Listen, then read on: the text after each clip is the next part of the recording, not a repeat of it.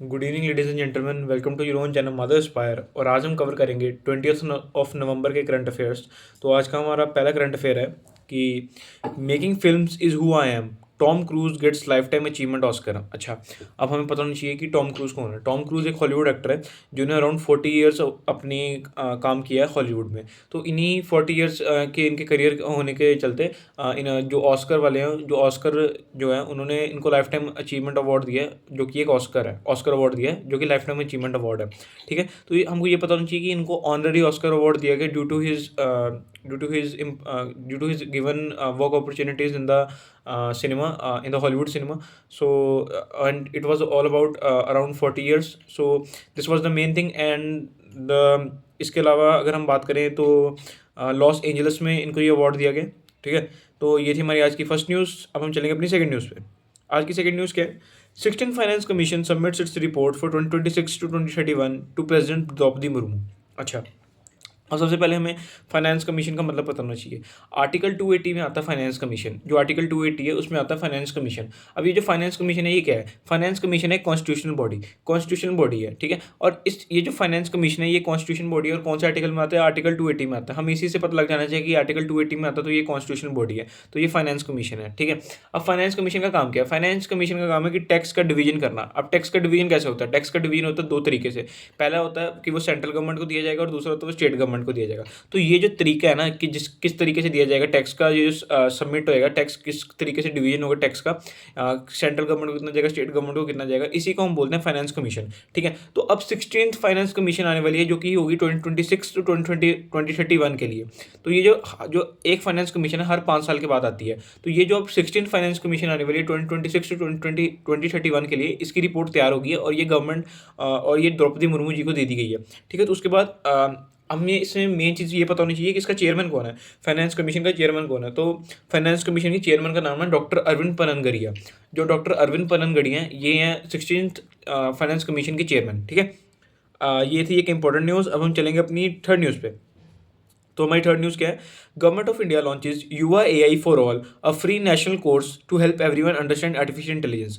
अब हमें पता ही है कि जैसे जैसे एआई बढ़ता जा रहा है तो इंडिया में जैसे लोगों को एआई के बारे में बहुत कम पता है। एआई का मतलब आर्टिफिशियल इंटेलिजेंस। आर्टिफिशियल इंटेलिजेंस की अच्छे से नॉलेज होनी चाहिए। तो इसलिए गवर्नमेंट ऑफ इंडिया ने डिसाइड किया है कि वो एक 4.5 आवर का एक पूरा कोर्स तैयार करेगी और उन्होंने पूरा कोर्स तैयार कर लिया जिसका नाम रखा उन्होंने युवा एआई फॉर ऑल। अब ये युवा एआई फॉर ऑल है, ये पूरे इंडिया में इसको किया जाएगा कि डिस्ट्रीब्यूट किया जाएगा कि आप इस कोर्स को देखिए, 4.5 आवर्स के कोर्स को देखिए और आर्टिफिशियल इंटेलिजेंस की बेसिक नॉलेज प्राप्त कर लीजिए। ठीक है, तो इसका मेन काम क्या होगा कि ताकि स्टूडेंट्स और जो भी यूथ है वो कंफर्टेबल हो जाए with the basics of AI, artificial intelligence, और उसकी प्रैक्टिकल एप्लीकेशन हमें पता लग जाए कि एआई की प्रैक्टिकल एप्लीकेशन क्या है हमारी लाइफ में। ठीक है, तो ये थी हमारी थर्ड न्यूज़। अब हम चलेंगे अपनी फोर्थ न्यूज़ पे। हमारी फोर्थ न्यूज़ बहुत इंपॉर्टेंट न्यूज़ है। फोर्थ न्यूज़ है, army invites commercial bids for fast patrol boats landing craft assault, focus on operation in Sir Creek, Brahmaputra river basin and eastern Ladakh. अच्छा, अब हमें पता होना चाहिए कि इसका मतलब क्या है। इसका मतलब है कि आर्मी ने इनवाइट किया है कि जितने भी हमारी प्राइवेट कंपनीज हैं या गवर्नमेंट कंपनीज हैं उनको बोला है कि आप आइए और बिड करिए कि आप हमारे लिए कौन सी ऐसी कंपनी है जो कि फास्ट पेट्रोल बोट्स और लैंडिंग क्राफ्ट असॉल्ट बना पाएंगी। ये दो तरह की बोट्स हैं। ठीक है, पहली है fast patrol boats. Fast patrol boats का मतलब क्या है? ऐसी बोट्स जो कि पानी में उतरती हैं और उसके बाद सर्वेलेंस का काम करती हैं। सर्वेलेंस का मतलब ये आसपास नजर रखती हैं कि कोई एनिमी तो नहीं है आसपास, कोई कुछ और कुछ ऐसे मुसीबत तो नहीं आ रही ओशंस के अंदर, सीज के अंदर। ठीक है, तो ये होता है फास्ट पेट्रोल बोट्स का काम। इसके अलावा लैंडिंग क्राफ्ट असॉल्ट का क्या काम है? लैंडिंग क्राफ्ट असॉल्ट का काम होता है ट्रांसपोर्टेशन के लिए काम आती है ये। अब ट्रांसपोर्टेशन के लिए कैसे काम होती है? जैसे फॉर एग्जाम्पल कोई एयरप्लेन से नीचे एयर लैंड कर रहा है, ठीक है, नीचे उतर रहा है, उसके बाद उसको कहीं पानी से एक जगह से दूसरी जगह जाना है तो वो स्विम करके तो जाएगा नहीं। तो इसलिए लैंडिंग क्राफ्ट असॉल्ट्स होती हैं जो कि पानी में ट्रांसपोर्टेशन का काम करती हैं और बहुत ज़्यादा हेल्प करती हैं लोगों को इधर से उधर पहुंचाने के लिए। ठीक है, तो ये था इन दो चीज़ों का मेन मतलब। अब इसके बाद क्या है कि फोकस इसका मेन कहाँ होगा? ये जो फास्ट पेट्रोल बोट जो कि प्राइवेट कंपनी या गवर्नमेंट कंपनी कोई भी जैसे आर्मी इसके ऊपर बिड करेगी, आर्मी बोलेगी कि कोई भी प्राइवेट कंपनी, कोई भी गवर्नमेंट कंपनी जैसे टाटा, महिंद्रा, रिलायंस, ये सब आएंगी और ये बोले इनमें से कोई भी एक कंपनी को सिलेक्ट किया जाएगा और आर्मी उसको टेंडर दे देगी कि आप हमारे लिए ये दो तरह की बोट्स बनाइए। अब ये जो दो तरह की बोट्स बनेंगे इसका मेन काम क्या होगा? इसका मेन काम होगा 3 जगह पर। एक है सरक्रिक और दूसरा है ब्रह्मपुत्र रिवर बेसिन पे और तीसरा ईस्टर्न लद्दाख में।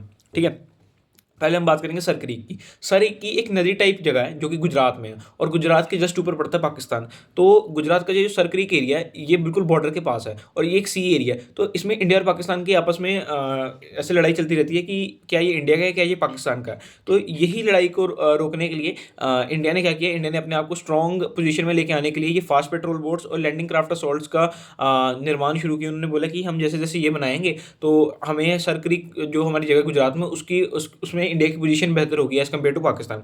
इसके अलावा हम बात करेंगे ब्रह्मपुत्र रिवर की। जो ब्रह्मपुत्र रिवर बेसिन है, ब्रह्मपुत्र रिवर स्टार्ट होती है चाइना से, और चाइना से आते आते हमारे इसमें इंडिया में आती है, ईस्टर्न इंडिया से आती है। तो जैसे कि ईस्टर्न इंडिया में एंटर करती है अरुणाचल प्रदेश से, तो अरुणाचल प्रदेश में इसको बोला जाता है दिहांग। तो दिहांग बोला जाता है अरुणाचल प्रदेश में, उसके बाद आके इसको ब्रह्मपुत्र रिवर बोला जाता है। ठीक है, तो ये जो ब्रह्मपुत्र रिवर है इसका बहुत बड़ा सिग्निफिकेंस है ईस्टर्न इंडिया में।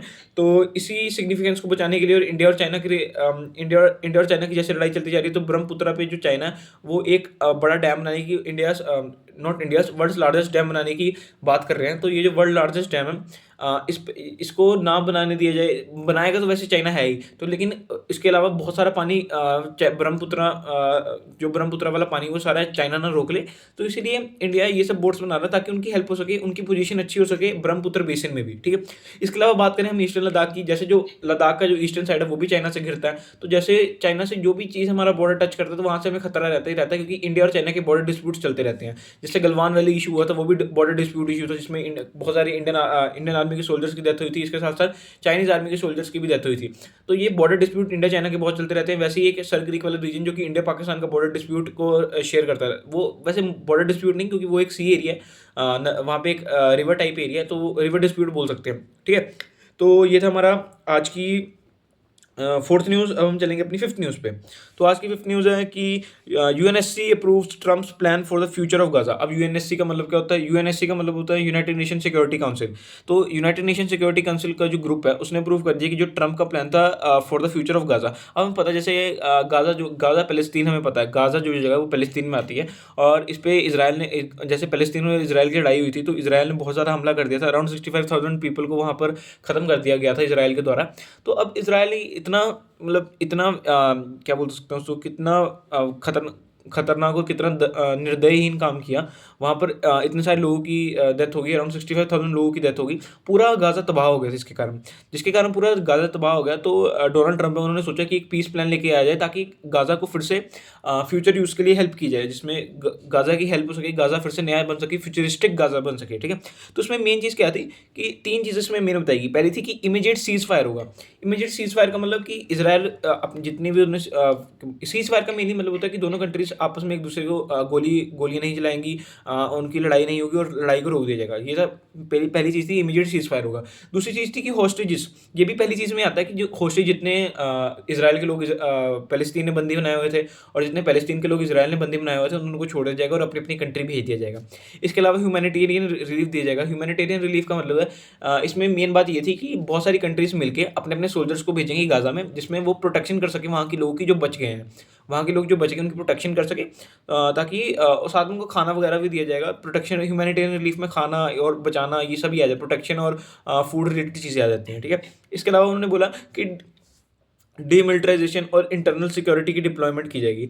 अब डीमिलिटराइजेशन का मतलब है कि जितनी मिलिट्री थी वहाँ से उनको हटा दिया जाएगा। इजराइल की मिलिट्री जो पैलेस्तीन में थी और पैलेस्तीन वाले लोग जो अपने इजराइल में गए हुए थे उन सभी अपनी अपनी जगह पर वापस आ जाएंगे। इसके अलावा इंटरनेशनल सिक्योरिटी दी जाएगी। इंटरनेशनल सिक्योरिटी का मतलब मैंने वही बता दिया कि जैसे बाहरी कंट्रीज़ की वो आएंगी, फोर्सेस आएंगी और गाज़ा में और इजराइल में अपनी सिक्योरिटी अपनी प्रोटेक्शन प्रोवाइड करेगी। इसके अलावा हम बात की जाए तो एक ट्रांजिशनल गवर्नेंस और reconstruction and a pathway toward Palestinian self determination. अच्छा, अब इसका मतलब क्या है? इसका मतलब है कि वहाँ पे एक नई गवर्नमेंट बनाई जाएगी गाज़ा में, और वो जो नई गवर्नमेंट बनाएगी वो न्यू कंस्ट्रक्शन करेगी, फिर से जितनी बिल्डिंग्स तबाह हुई हैं उनको फिर से नया बनाएंगी। इसके बाद एक पाथवे, एक न्यू पाथ लेके आएंगे, एक नया रास्ता लेके जाएंगे toward the Palestinian self determination. मतलब कि वो खुद अपना जो पैलेस्टीन की गवर्नमेंट है वो खुद अपना काम कर पाएगी और फिर से वो एक अच्छा और एक बढ़िया कंट्री बन पाएगी जो पैलेस्तीन है। ठीक है, और जितना भी गाज़ा में नुकसान हो उसकी भरपाई हो जाएगी। ठीक है, तो ये थी हमारी आज की फिफ्थ न्यूज़। अब हम चलेंगे आज की सिक्स्थ न्यूज़ पे। आज की सिक्स्थ न्यूज़ है separate section for disabled person made in DPDP rules. अच्छा, अब हमें पहले डीपीडीपी का मतलब पता होना चाहिए। इसमें डीपीडीपी का मतलब है digital personal data protection rules. ठीक है। डीपीडीपी मतलब digital personal data protection rules. अब हमें जैसे पता है कि हम जैसे भी किसी भी साइट में लॉगिन करते हैं तो उसमें हमारा फ़ोन नंबर, हमारी ईमेल आईडी चली जाती है। तो ये जो हमारी फ़ोन नंबर और ईमेल आईडी चली जाती है, तो इसके पास, इसका मतलब हमारी ईमेल आईडी और हमारा फ़ोन नंबर उस ऑर्गेनाइजेशन के पास चला गया और हमारा डाटा उनकी स्टोरेज, उनके डाटा सर्वर्स में ऐड हो गया, ठीक है। तो लोग क्या करते हैं, ये लोग, काफ़ी लोग हैं, काफ़ी हैकर्स जो वगैरह होते हैं, वो इन्हीं यहीं से ये नंबर्स उठाते हैं और उसके बाद वो यूज़ करते हैं। अब जैसे फॉर एग्जांपल कोई एक कंपनी है जिसने अपना कोर्स बेचना है, वो अपना कोर्स बेचने के लिए लोगों को फ़ोन करते हैं, तो ये लोग, ये जो फ़ोन करते हैं, उनको ये नंबर्स कहाँ से मिलते हैं? ये उनको उन डाटा सर्वर से मिलते हैं। तो ये डाटा सर्वर से जैसे हमें अब कोई भी प्रमोशनल कॉल आ जाती है, कोई भी लोन लेने के लिए फ़ोन आ जाता है, तो ये सब उन्हीं वजह से होता है कि हमारा, हमने तो वो नंबर दिया नहीं होता, लेकिन उनके पास फिर भी हमारा नंबर होता है। तो ये जो रूल है, ये इसी को बताता है कि ये कॉल नहीं होंगे, लेकिन फिर भी ये कॉल होते हैं। ये कॉल क्यों होते हैं? क्योंकि ये इंडिया है भाई, इंडिया में सब चलता है, ठीक है। तो इसलिए डीपीडीपी रूल का क्या मतलब है? डीपीडीपी मतलब digital personal data protection laws और rules, digital personal data protection rules, ठीक है। डीपीडीपी रूल्स का ये मतलब है। तो इसमें ना एक ऐसे पर्टिकुलर कैटेगरी आती है डीपीडीपी रूल्स में। जैसे अब हम सबके पास फ़ोन है, बच्चों के पास भी है, पेरेंट्स के पास भी है, ग्रैंड पेरेंट्स के पास भी है, सबके पास फ़ोन है, ठीक है। तो ये जो फ़ोन है, उसमें एक पर्टिकुलर कैटेगरी जो कि चिल्ड्रन की कैटेगरी है, उसमें एक पीडब्ल्यूडी कैटेगरी आती है। अब पीडब्ल्यूडी का मतलब है पर्सन विद डिसेबिलिटी। जिन लोगों के, जो स्पेशली एबल्ड लोग हैं उनके लिए, और उनको, जो स्पेशली एबल्ड लोग हैं ना जितने भी, उनको चिल्ड्रन कैटेगरी में डाला गया था। तो उसमें क्या होता था कि जो चिल्ड्रन कैटेगरी में लोग आते हैं ना, तो उसमें जैसे अब किसी कंपनी ने उन चिल्ड्रन को फ़ोन करना है अबाउट कि कोई कोर्स बेचना है, तो वो उन बच्चों को फ़ोन करेंगे। तो लेकिन जो चिल्ड्रन कैटेगरी में चीज़ें हैं ना, तो उन बच्चों से बात करने के लिए पहले पेरेंट्स से परमिशन ली जाती है। तो कि पहले पेरेंट्स परमिशन देंगे तभी बच्चों से बात की जाएगी। लेकिन अब पीडब्ल्यूडी जो लोग हैं ना, पर्सन विद डिसेबिलिटी, वो भी इस चिल्ड्रन कैटेगरी के अंदर थे। तो इसमें क्या था कि पहले पीडब्ल्यूडी जो लोग स्पेशली एबल्ड हैं, उनके भी पेरेंट्स से बात करनी पड़ती थी। लेकिन अब सरकार ने क्या किया, अब सरकार ने पीडब्ल्यूडी को एक अलग से कैटेगरी में डाल दिया है, जिसके कारण अब उनके पेरेंट्स से बात नहीं करनी पड़ेगी, जिसके द्वारा अब कोई भी कंपनी को अगर किसी पीडब्ल्यूडी पर्सन से बात करनी होगी, तो वो खुद ही उससे सीधा कॉल पे इंटरेक्ट कर सकते हैं, ठीक है। तो इसका मेन क्या था कि एक सेपरेट सेक्शन बना दिया पीडब्ल्यूडी के लिए, जिससे उनका कंसेंट रिकॉग्नाइज हो जाएगा और उसके साथ साथ उनको डाटा की इनसाइट्स भी मिल जाएंगी, ठीक है। तो यही थी हमारी न्यूज़, जिसमें बोला गया था separate section for disabled persons made in DPDP rules, ठीक है। अब हम चलेंगे अपनी सेवंथ न्यूज़ पे। तो हमारी सेवंथ न्यूज़ है, supreme court recalls verdict on retrospective green clearances. अच्छा, अब हमें इसमें मतलब पता होना चाहिए रेट्रोस्पेक्टिव ग्रीन क्लियरेंसेस का। अब जैसे मैं एक एग्जांपल लेते हैं, जैसे एग्जांपल है कि जैसे एक रिलायंस है, उसने अपनी एक कंपनी खोली दवाई बनाने के लिए, जैसे मेडिसिन बनाने के लिए, मेडिकल डिपार्टमेंट की उसने एक कंपनी खोली। तो मेडिकल, जैसे अब हम देखते हैं ना, जैसे हम कहीं जा रहे होते हैं तो हमें दिखता है एक बड़ा सा ऐसे हाइटेड टावर सा है जिसमें से धुआं निकल रहा है। तो वो पोल्यूशन, जो धुआं, जैसे अब कोई भी दवाई बनाने वाली कंपनी है, जैसे रिलायंस ने जो अभी दवाई मेडिसिन बनाने के लिए कंपनी खोली, तो उसमें से बहुत ज़्यादा पोल्यूशन हो रहा है। अब ये जो पोल्यूशन हो रहा है, ये जो एयर पोल्यूशन, जो भी एक्वाटिक क्या बोलते हैं उसको, रिवर पोल्यूशन, जितना भी ये पोल्यूशन करते हैं ना, तो इसके लिए ना उनको ना एक एनवायरनमेंट क्लियरेंस लेना पड़ता है। जैसे फॉर एग्जांपल कोई एक कंपनी, उन्होंने एक कंपनी बनाई, उसमें से इंडस्ट्री बनाई, उसमें से पोल्यूशन हो रहा है। तो पहले जो ये इंडस्ट्री बनाने से पहले ना, वो सरकार से एक एनवायरनमेंट क्लियरेंस या ग्रीन क्लियरेंस लेते हैं कि हम इतना ही पोल्यूशन करेंगे, ठीक है।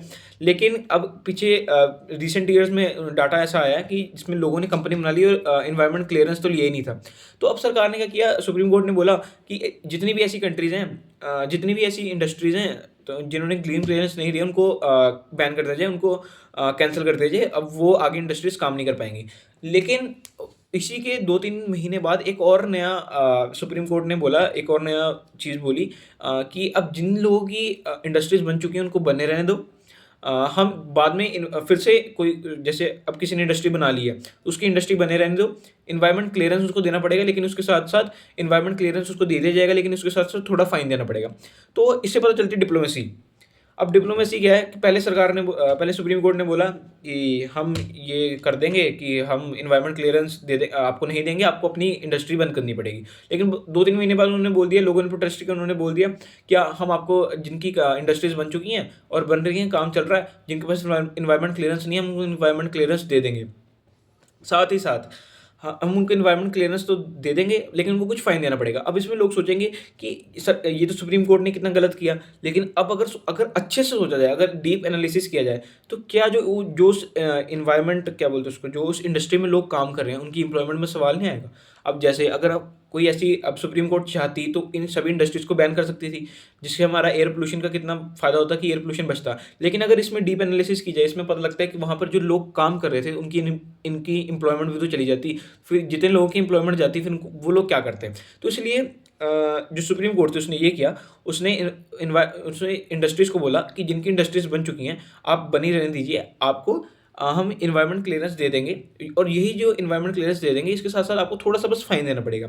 तो इसी चीज़ को हम बोलते हैं रेट्रोस्पेक्ट, जो बाद में क्लियरेंस मिल जाता है इसी चीज़ को हम बोलते हैं रेट्रोस्पेक्टिव ग्रीन क्लियरेंस या फिर रेट्रोस्पेक्टिव इन्वायरमेंट क्लियरेंस। ठीक है, तो ये थी हमारी 7th न्यूज़। अब हम चलेंगे अपनी आज की लास्ट न्यूज़ पे।